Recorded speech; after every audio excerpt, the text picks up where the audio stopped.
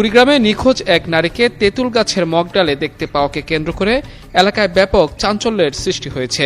ওই নারী গাছটিতে বসেছিলেন। পরে ফায়ার সার্ভিসের সদস্যরা তাকে উদ্ধার করতে গেলে সে হঠাৎ গাছ থেকে পাশের পুকুরে লাফিয়ে পড়েন।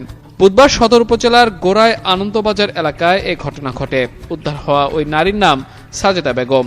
তিনি ওই এলাকার বাসিন্দা মোহাম্মদ আবু সাইদের স্ত্রী। স্থানীয়রা জানায়, বুধবার সকাল থেকে সাজেদা বেগমকে খুঁজে পাওয়া যাচ্ছিল না।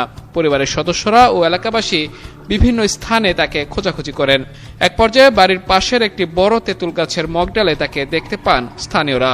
এ সময় তাকে গাছের উপর বসে ও শুয়ে থাকতে দেখা যায়। খবর পেয়ে কুড়িগ্রাম ফায়ার সার্ভিস ও সিভিল ডিফেন্সের একটি দল ঘটনাস্থলে পৌঁছে উদ্ধার কার্যক্রম শুরু করে।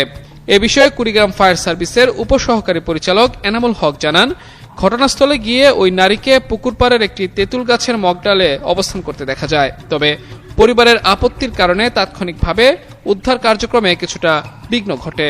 তিনি আরো জানান, এ সময় হঠাৎ ওই নারী গাছ থেকে পাশের পুকুরে লাফ দেন। পরে ফায়ার সার্ভিসের সদস্যরা দ্রুত তাকে পুকুর থেকে উদ্ধার করেন।